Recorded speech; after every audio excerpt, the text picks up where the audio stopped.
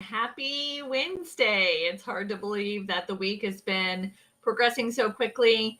We are talking today about how past trauma affects your fertility and why and what you can even do about it. So, the reason that I'm talking to you about this is because a couple reasons. One, I am a trauma survivor. I have a history. Sorry, it's hard for me to spit out. I have a history of sexual abuse, childhood sexual abuse, and it's one of the things that was key in my healing. Addressing these problems from my past was key in my healing and key in getting on the right infertility path. Um, I did a few different things to heal from my trauma, one of them being traditional talk therapy. That was very helpful in resolving some trauma.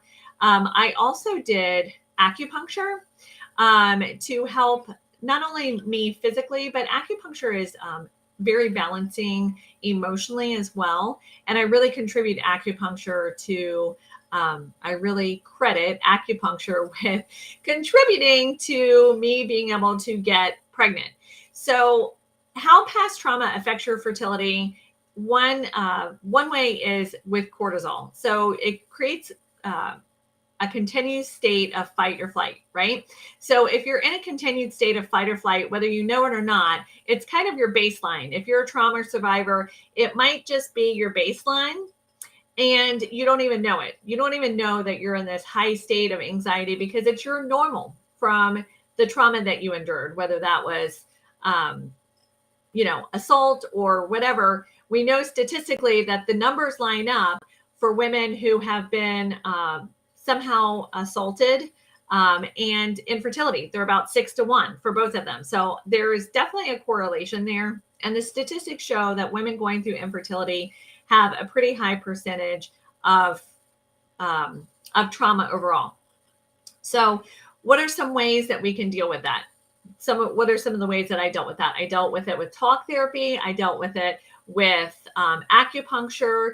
Eventually, I did do some Reiki, although I went into it kind of not understanding what was going on. I know some people get a little bit weirded out about that if you're a person of faith and what that actually means. But I will tell you that Reiki actually, I didn't put a lot of stock into it. I kind of just went for the massage.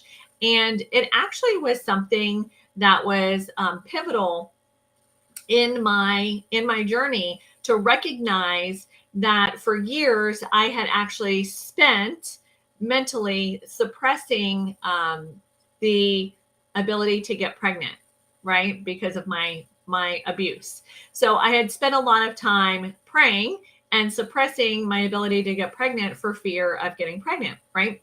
So if you take that into consideration, you can definitely see how those things affect your reproductive cycles and things like that. And we know that the cortisol, the issues with trauma have to do with cortisol and PCOS, which I also had as well.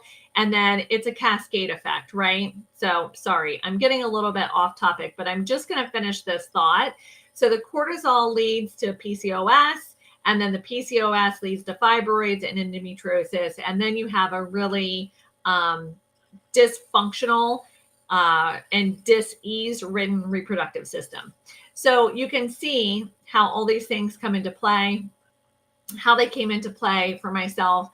And so what I would say to you is if you have a history of trauma in your life, if you suspect, I had a friend who wrote for Infertility Success, who actually didn't know until she was going through infertility. She had no memories, but she went through some processing at a deeper level. I can't remember if it was EMDR or if it was some hypnosis, but the end result was that she uncovered that she had been abused as a child by a babysitter, and she had no recollection, but it was definitely being stored in her system. And she resolve that through the process that she was going through, and she ended up getting pregnant on the other end of that. So that's just one example. I'm another example, clearly, of how things can come out that way. So if you have some suspicion, or if you know that you experienced trauma, it definitely is not something that you can continue to sweep under the rug or not address if you're going through infertility. So if you would like some resources, I have an event coming up in my group that I've dropped the link here below. It's Infertility Empowered, and we have an amazing licensed mental health counselor who's fertility informed, and she's going to come talk to us about how past trauma affects your fertility, and also some coping skills for dealing with the big pregnancy announcement onslaught that if you're watching right now in real time, it's March. So it's pregnancy season announcement. We know that. So she's going to come talk to us about that. So I will drop the link for my group in the comment. And if you want an invite specifically to that event, just let me know. Health and blessings to you guys. Bye-bye.